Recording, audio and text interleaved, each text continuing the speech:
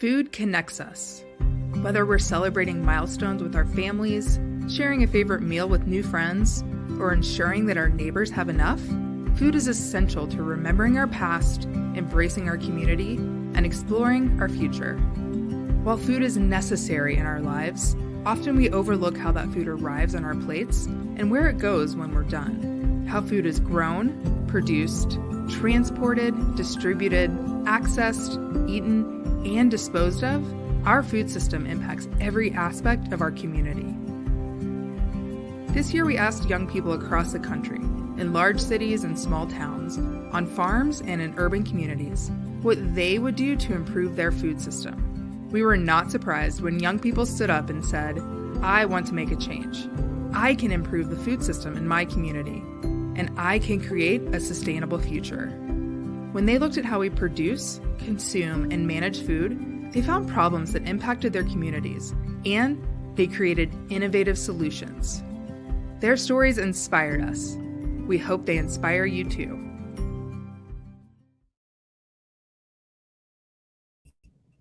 Hello, everybody, and happy Earth Day. Welcome to the Chipotle Sustainability Challenge Showcase. My name is Zara Biabani, and I'll be your host for today's event. I'm a climate optimist who shares action items and tidbits of hopeful news for the planet on my platform, Soulful Seeds. I'm an entrepreneur and the founder and CEO of In the Loop, which is the world's first rental clothing subscription service specifically for sustainable and ethical fashion brands. And I'm the author of a forthcoming book called Climate Optimism, Climate Wins and Creating Systemic Change Around the World. We are here today to celebrate a new generation designing lasting changes to your communities, local economies, and the environment. With this challenge, we are empowering young minds to make lasting changes in their communities. Over the past 6 months, the young people you are about to hear from have investigated their communities and developed ideas to make their local food systems more sustainable. Today, we celebrate their hard work and look to the future. We want to thank all of you for the effort and time you have committed to taking part in today's showcase. In its inaugural year, the Sustainability Challenge has engaged thousands of young changemakers from across the country, from Pennsylvania to Alaska, from a small town of 1,200 people to young people in a city of 2.3 million people. So we'd love to know where you are watching from today. You can comment on YouTube or Facebook to let us know, and we'll be sharing comments throughout the broadcast today. A key part of empowering youth in our community is showing up to support, celebrate, and elevate their voices. We've got Riza from Texas, amazing. I'll keep saying and shouting out people as I keep on speaking. So make sure to tell us where you're coming from because we would love to celebrate everybody. But by showing up today to help us shine the light on the incredible work of young people in this challenge, you are showing that this is important and valued. And we really hope that today's event will inspire more people, more young people, to ask for a change in their community and inspire more adults to support them along the way. We've got New Jersey, Dallas in the comments, Pennsylvania, Cortland, New York, amazing, Alaska. Thanks for sharing, everybody. As you're watching, comment to share your reactions and thoughts on some of these amazing, amazing projects. So now I'd like to introduce Vince Meldrum, who is the president and CEO of Earth Force, to say a few words. Thank you, Zara. It's really nice to meet you. We're excited to be working with you on this project and also excited to see the good work that all of the young people across the country have been doing in the Sustainability Challenge. As Zara told you, there are some really great projects in here this year. I've gotten a chance to just see a preview a couple of them, and so I'm excited to see the rest, but the ones I've seen so far have been fantastic. And all of these young people have really come together and they've identified places in their food system, their local community food system, that they could make a change and make a substantial difference, not just for themselves, but for the community as a whole. And that's really what Earth Force is about. We're about engaging young people in identifying the environmental problems in their communities that are meaningful to them and important to them, and then helping them find ways to try and solve those. So young people across the country are talking to their mayors, they're talking to city council members, they're talking to even school administration, and they're trying to do things like move to more organic farming systems, or to purchase more local food, or even to change how fertilizer is used or the type of fertilizer that is used. And that's really central to who Earth Force is. We're really about that, bringing the voices of young people and their experiences to the table to try and solve problems. And I think that's the essential characteristic. That's something that all of us have to do as we've reached this period of all kinds of environmental challenges in our community. And so I'm going to leave you with an excitement, a joint excitement. I hope you have as much fun watching these presentations as I have. I think you're going to really enjoy the work that these kids have done. And also, I just want you to see the power of young people when they come together to try and make a change. So thanks for joining us. Thanks for looking for these kinds of projects, and thanks for your support. Yay, thank you for sharing those reflections, Vince. Now we are excited to showcase the reason we're all here today, the incredible work by young people across the country. These young people are not just changing their own behavior, they're making systemic changes to the way we grow, eat, and process food. They're standing up for reductions in carbon emissions, healthier soil, and new ways of dealing with food waste. And they're asking for a change from decision makers in their schools, communities, and states. So if you're ready to be inspired, let's hear from students about the actions they've taken across the country. Keep remembering to share your comments in the chat.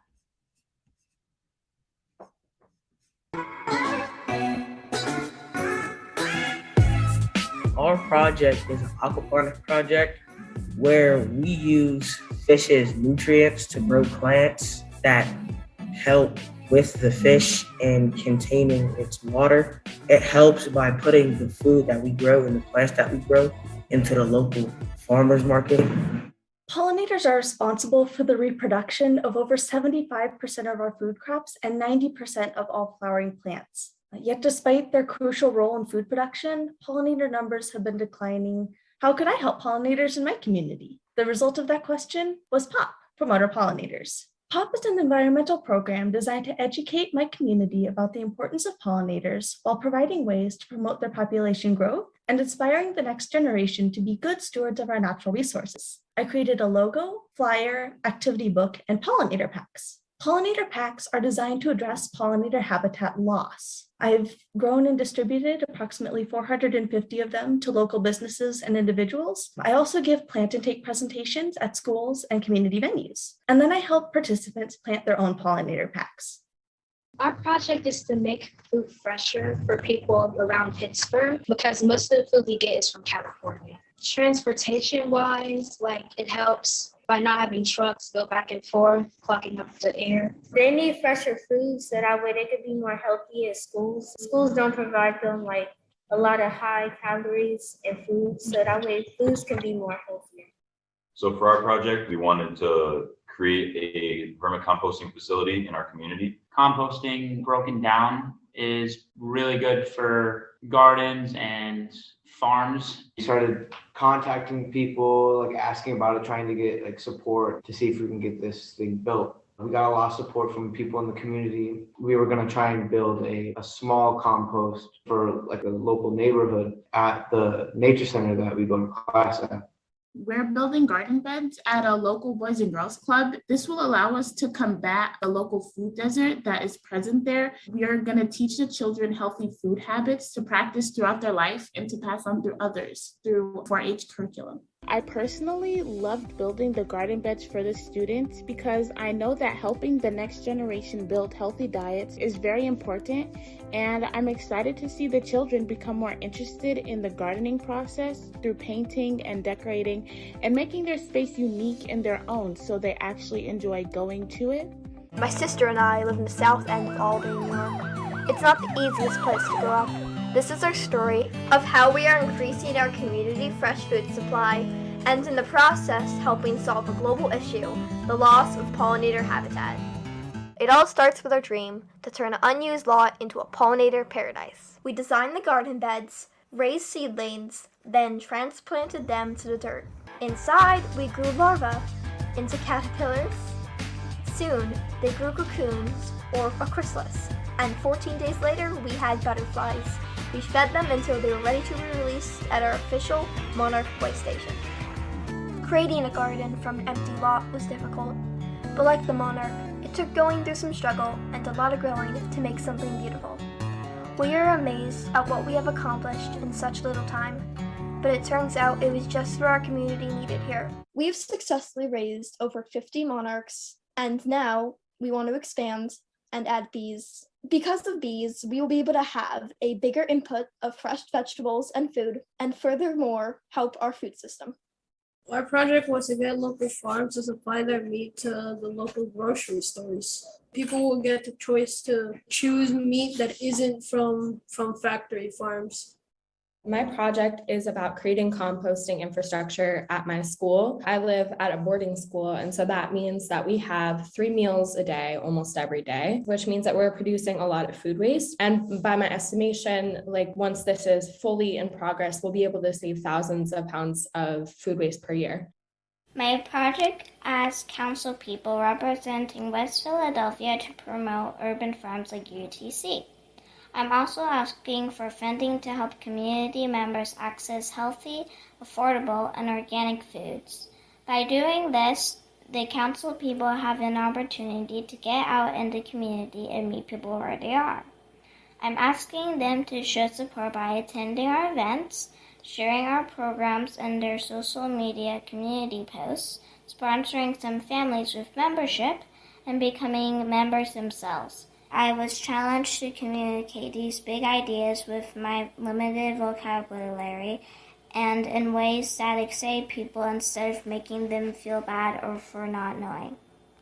So for our project, the Fuchs Ecoloo, its purpose is to transform our currently linear food system into a circular food system. Basically, it's a glorified porta potty. There's a contraption in the center of it that separates solid and liquid waste, so they each go into their separate container. We partnered up with Cornell. They have a truck that they come over with and collect the urine with to use in their research. And then we have composting toilets at Lime Hollow, and then the poop gets dumped into that, and later will be dug out and put into a field. The solids end up being composted and get spread in grassland, which is habitat for grassland birds.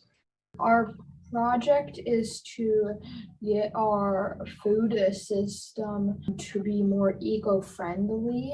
The whole project is meant to support our composting and our growing and just making a cycle of eating, composting, growing, eating, composting, growing. If you think of it, you're eating the worm poop. Oh, goodness. We have this rain spout right here, and if you notice, we have this huge rain barrel. Also, we're going to be creating a compost bin. Our students are so excited about the project in all of the ways that they get to build and learn and grow together. Our project is to purchase a dishwasher for our middle school's kitchen. We also want to purchase reusable trays. This will benefit our community because we are constantly using styrofoam trays, which are non-biodegradable, which means that they will just be stuck in landfills forever. So if we got reusable trays, then we wouldn't be throwing out as much trash every day. And I say, like, also if you buy like reusable trays, it will also save more money for the school for like better meals and stuff. Our project is about composting with worms in our classroom using like a composting bin, and it's supposed to help the food system by providing good soil to grow fresh food so we don't have to get it all the way from California, and it lowers fuel emissions and stuff like that. With this project, we're actually attempting to solve our core issue. That is, instead of wasting water, the gray water output from the sink would instead be reused or conserved. We decided we could correct the water waste by installing a gray water system. And right now, the system is actually a faucet, and it goes down into a pipeline, and that pipeline leads to a bucket, and then we'll just have to carry that bucket physically by ourselves. We feel that this is not a very effective way of reusing our water, especially gray water. So what we're thinking is making the same exact plan as this, but connect all of the pipes instead of the bucket to other pipes, and those pipes will be also over here. Make a pipeline into this area, and that pipeline will lead over here to this pit, which will actually have gravel and some buckets that will accommodate all the water. We'll be carrying that water, reuse gray water over here in the main gardens where the plants are. We wanted to connect citizens or residents of Cortland with sustainable sources of fresh food, because that's something that's lacking in our community. The new community garden is going to be directly in the middle of the summer camp, which hosts around 500 campers yearly. So there are going to be a lot of kids who are learning about gardening and food in general. Make pizzas, because there's a pizza oven that was built here too. So we're going to grow things that like would go good on pizza, like tomatoes to make sauce, stuff like that. We have a whole composting system in our school garden. Turning the compost, mixing it with leaves and horse manure is the hardest part. So we were thinking that for the students that are doing the composting, the bike-powered mixer will benefit. First of all, it makes it more fun. It's just easier, much easier to mix the compost.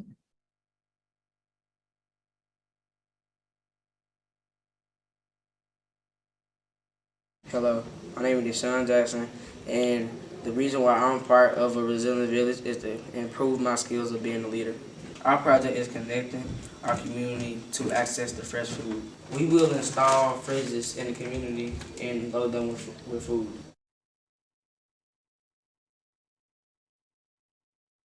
Our project was to implement compost at our school through an outside business. So we consulted compost businesses in our area, and we decided that Blue Line would be the one that we went through. So we have buckets dropped off at our school, and kids put their food waste in those buckets. Once weekly, they get picked up and more buckets get dropped off. And they break it down into compost. From there, they deliver it to local farms in our area and a bunch of other places. So it really helps create like a circular system in our community and really helps improve the local soil health and also decrease our methane and carbon emission intensity.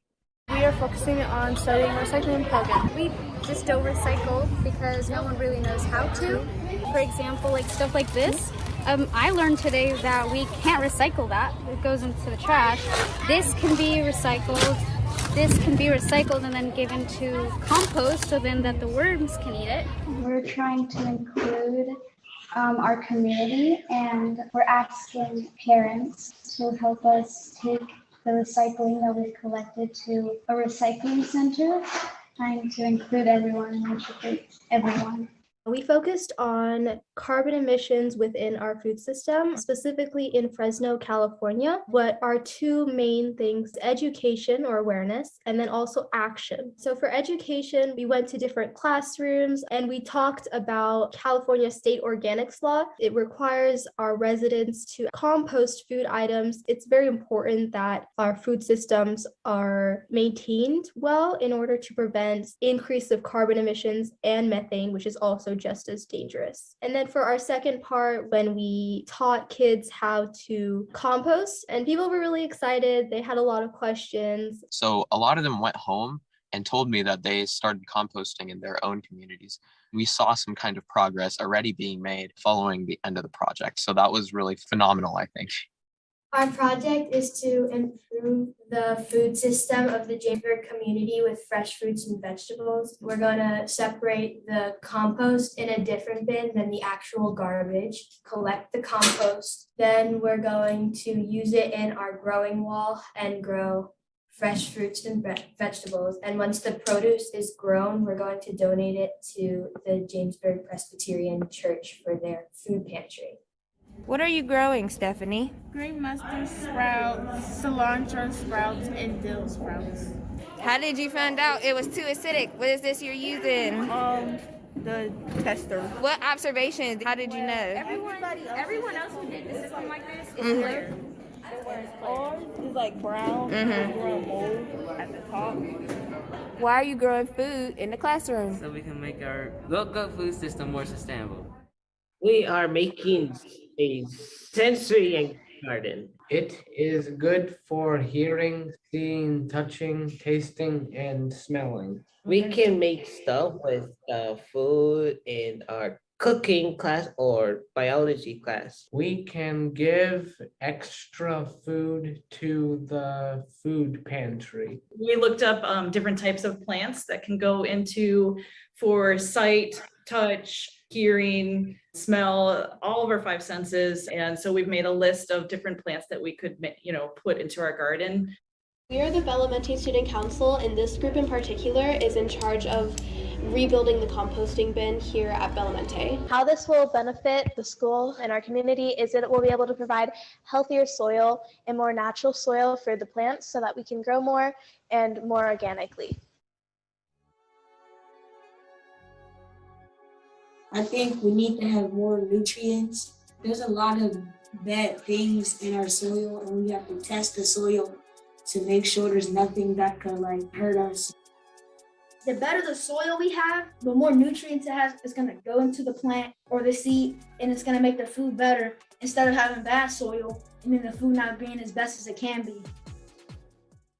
Our project is all about providing our school with healthier and more locally sourced lunches. We have been working in the school garden to grow vegetables and fruits to provide to the lunch staff, who will incorporate it into the lunches, because most of the food coming into the school is not locally sourced and probably not very organic. My goal is to disseminate hydroponic systems in schools and thereby provide healthier alternatives to students. The hydroponic produce will be grown in schools by students and be used during lunches. My future plan is to leverage the success of this pilot implementation project and expand to 6 elementary schools and 1 middle school. I've been invited to participate in a documentary series entitled Farms Across America, a sub-series of Made in America. Made in America has garnered over 17 million video views and 508 million social media impressions in 2021 alone. Using this platform, I hope to raise awareness of the systematic problems with child nutrition in our nation and the benefits of hydroponic farming. Thank you for this opportunity to present my project.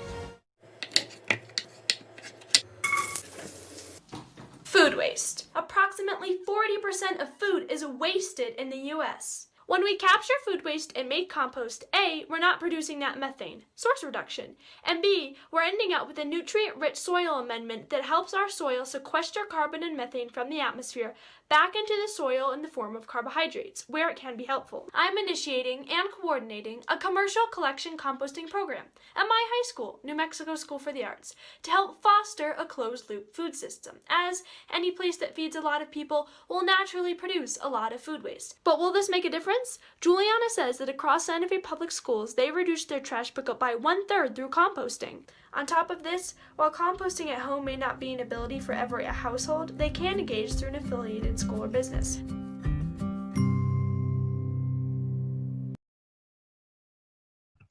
Okay, I don't know if anyone else got a little bit emotional with those videos, so let me know if I'm not the only one so I don't feel so emotional, but that was amazing. I loved seeing so many amazing youth and sharing about their projects. Also, I might be painting myself as an older person, but I don't think I was ever as well spoken at any age younger than 18. So bravo to all those youth who are just so well spoken and just so passionate about what they're doing.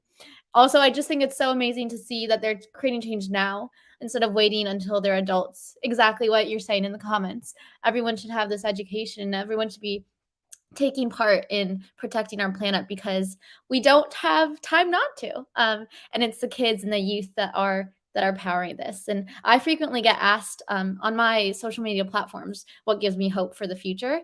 And it really is generations like this and people and youth and communities like this one that are really taking action in their local communities and influencing not only their communities but their loved ones to do the same. So I just want to applaud everyone who's involved and all the teachers and parents as well, because it takes a village.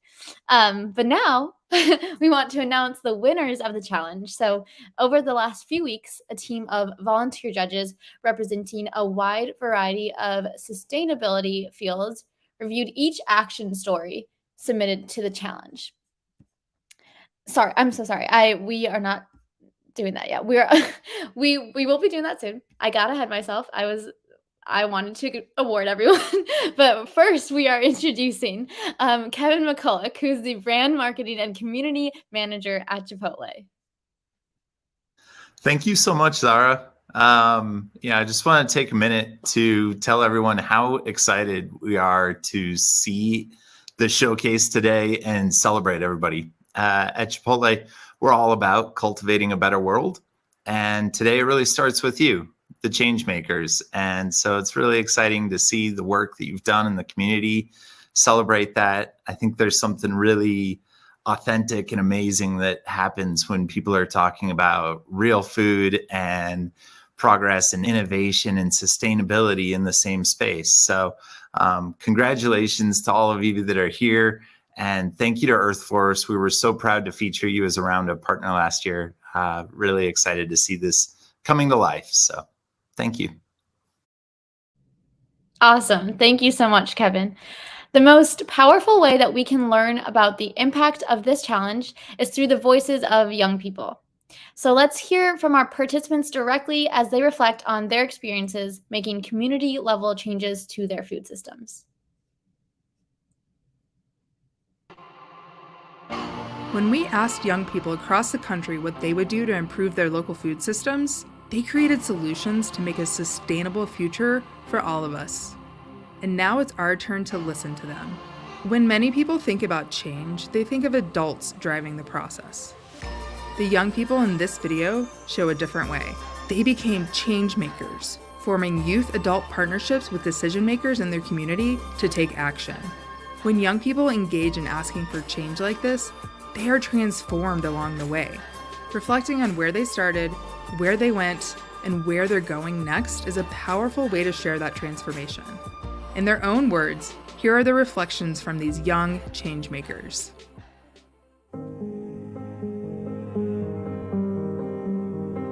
Making a change in my community feels really exhilarating. Change takes a lot of time and effort. It's more rewarding to just see how I, as a 16-year-old high schooler, can really, make a change. It feels really good to help out the community in just a small way. It doesn't just have to be big. It's just it's helping out the community and helping out the people in need. It just feels amazing. It filled me with a kind of joy, but not the joy that you get from getting a new toy. It's the kind of joy of knowing that you really did something and you could really make a change. It can't really be described by words. It's only felt when you make a true difference. As other people see our project and what we did, they can have the courage to do projects like this. It gave me a lot of pride in my school. One cute story that made me feel really proud of what we were doing. One boy put some plastic in there, and there was about a 7-year-old girl, and she watched the boy put the plastic in the compost, and she said, "Hey, that can't go in there. You need to throw that out." That just made me feel so good that there's several generations being taught how to compost properly. I feel like we're really going to make a change in the world because not everybody has to do like other people do, and they really need these vertical gardens. After we're done with this, we're just going to be handing out fruit left and right. It makes us really happy that we could do something and change the school for better. People who want to help me with my composting project will be like, "Hey, we can help you put your, this rotating composter together. We can help you, turn the compost," things like that. It's just a benefit for the whole community to be able to pitch in and see firsthand, how composting works. This project is going to give back to my community a lot, especially since I guess the students have had a bit of trouble in the past, doing the compost. So I feel like this would make it a ton easier, and I'm very, very glad to have a part in making our school more efficient and just kind of helping out. It makes me feel good because we are helping other people that might not have enough food. It's cool because our school has a lot of students. I think it's around 1,700. So it's pretty neat to see the impact. Knowing that we can create some kind of change and bringing about this law in the most agriculturally aware city in the United States, probably California, it kind of made us feel like we were kind of making a change in our own food systems to a much larger degree than if we say did this in a city or area that was not agriculturally focused. So kind of made us feel like we created a lot more of an impact. I was also surprised that just like a group of 12 8th graders were actually able to raise almost $4,000 to buy a dishwasher for their school and help the environment out. It was very eye-opening because we also got to take a little bit of a look into our county government. We did meet with the mayor. It was a little nerve-wracking, but once we actually started talking, he was a really good listener. We kind of got to look into how all that goes and how much it takes to get a facility like the vermicomposting facility built. I mean, we're just in high school and we can still make like a big difference in our community.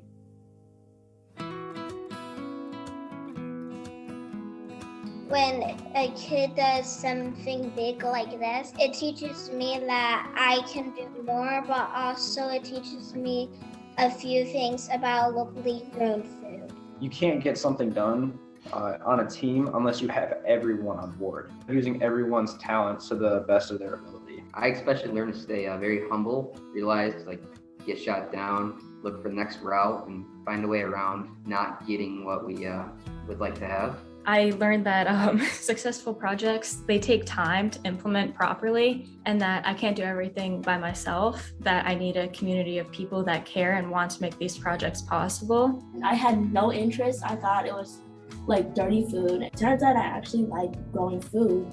So I think through this process of like reaching out to people and even like making announcements and sending out emails, I just learned that like that more reserved part of me doesn't define me. I actually can step out of my comfort zone, put myself out there, and it's not as scary as it seems. I learned about how to overcome obstacles because when we were doing this project, it took a lot of time and there were many challenges that we had to face.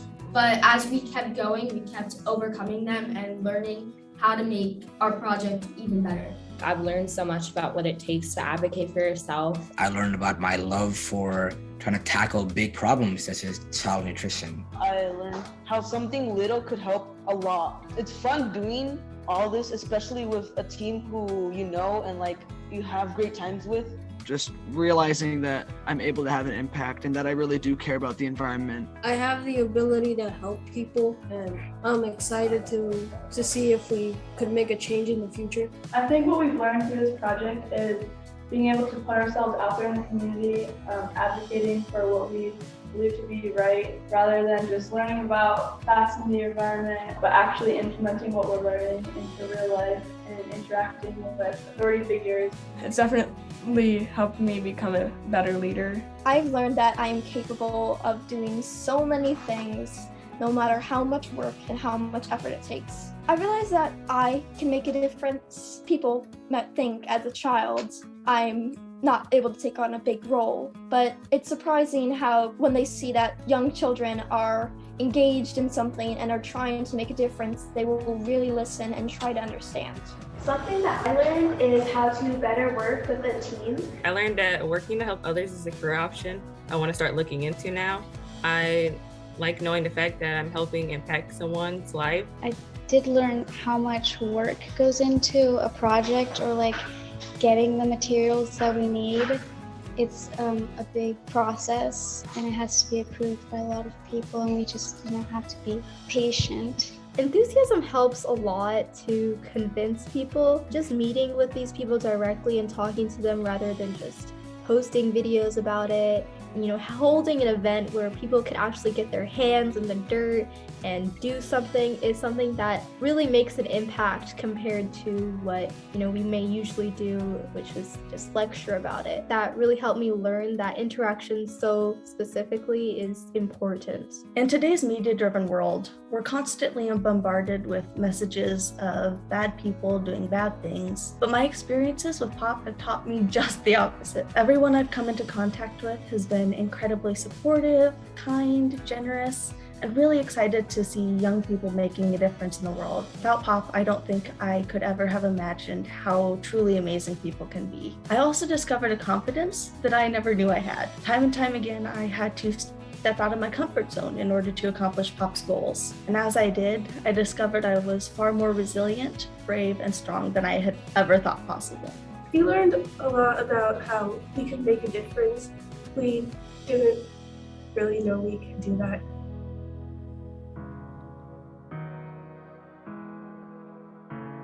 My advice is to go for it. And when you're like trying to change the world, don't think you have to do it like all in one day and take big steps. You can take baby steps and do it one day at a time. Reach out to as many people as you can and honestly not stop bothering them until they really tell you to go away.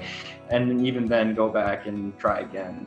Find someone else to bother. Yeah, find someone else to bother. If there's a will, there's a way. Like we got punched in the gut like 4 or 5 times and found a way to make it happen.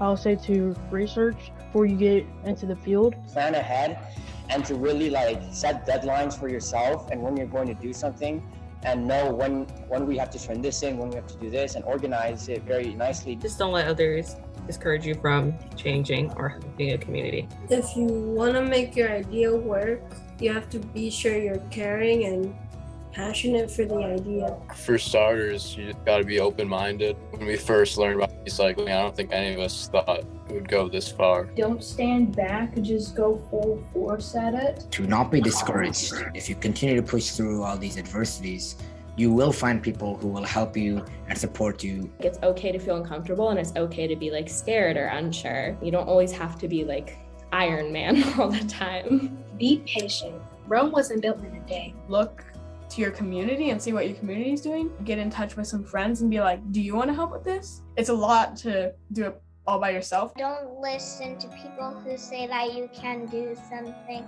because you can do big things. To make a change in your community, you don't have to make some kind of like revolutionary novel idea come to life. What you really just have to do is dip your toes in, even if it's just a little bit, to something that you're passionate about and to something that you think is important. That will start to set off like this chain of events that will eventually lead to that big thing that you want to get to. Stay consistent. Make sure you have what you need. Find something that you're passionate about, no matter how small, and see how you can use it to change the world. Once they finish the project, that they'll see how much they've grown in the project, how much they learned, and how much they help. One piece of advice that I would give is to just go for it, because it seems intimidating to like try to change a whole community, because that's a really big thing. But everything that you do, it has an impact, no matter how small it may seem.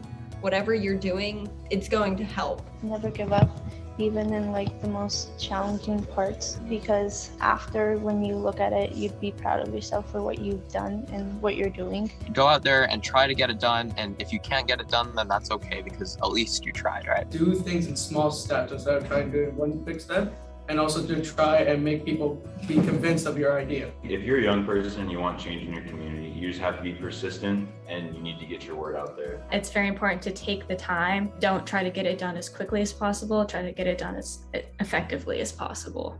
Yeah, definitely. We've kind of worked through the whole workbook that Earth Force provided from the beginning. So we really were able to go through it step by step. And I wouldn't have been able to do it without the help from Earth Force as well.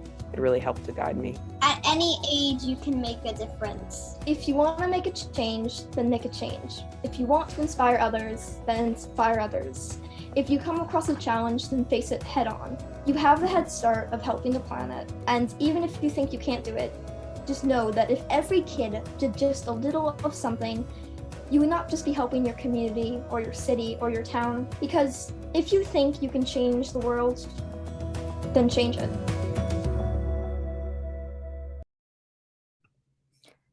Something that there were so many lessons to take from all of those videos, but something I really resonated with was the importance of passion, patience, and persistence when making a change. And I think all of these student groups really embody those values in their projects and in their advice to us and to youth groups that also want to make a change in this world. So if you have any lessons that you extracted from those videos, there were a lot, make sure you put them in the comment section and we can reflect on them together. So now is the time actually to announce the winners of the challenge. And a team of volunteer judges that represented a wide variety of sustainability fields reviewed each action story that was submitted to the challenge. So they ranked them using the judging rubric, which is available on the challenge website. So I'm really pleased to announce the winners in the top 16 to 30 section. So we've got A Healthy City Kid, Addressing Inevitability, Composting for a Healthier Earth, a Plan B for the city, Blue Line Compost at Northwood School, Cortland Community Gardens, Farm to Tray, Garden Clothes, Greywater Conservation, Liquid Gold Don't Flush Our Future, Municipal Vermicomposting, Organic Garden Action Plan, Promote Our Pollinators, Sensory Garden, the Food Waste Awareness and Regulation Initiative, the Equilibrium Project, and Waste Busters. The top 16 to 30 action stories will be awarded $500 each. Congratulations to all the teams. And to the top 15, we've got A Healthy City Kid, Addressing Inevitability, Composting. I think we read the wrong slides. Okay, so we did it reverse. The top 15 were just announced, and they will win $1,000 each. So congratulations to y'all. And now we are announcing the top 16 through 30. So we've got Aqua Squad, Rebuilding Compost Bins in Vista, California, Creating Composting Infrastructure at Darrow, Compost Bins in Jamesburg, New Jersey, Garden Girls, Local Food Movement Group, Green Team, Pedal Powered Composting, Recycling Program, Soil Health Action Plan, Soil RX, Supplying School Lunches with locally and organically sourced food, Youth Taking on Urban Ag, the Garbage Collectors, and the Green Fridge. So congratulations to the top 16 through 30. You will be awarded $500 each. And congratulations to all of our winners. We are so, so proud of the work that you have done. And Earth Force will follow up with each of you soon to get your prize money. And congratulations again to everyone who participated in the Chipotle Sustainability Challenge. By taking action in your community or supporting youth to take action, you have demonstrated the power of young people to take change and create change now. We are so, so inspired by your ideas and your actions. And thank you to Earth Force and to Chipotle Roundup customers for making this challenge possible. A huge thank you to everyone out there watching. We hope that you walk away inspired and ready to make your local food system more inclusive and sustainable. Happy Earth Day, everyone, and have a great rest of your day.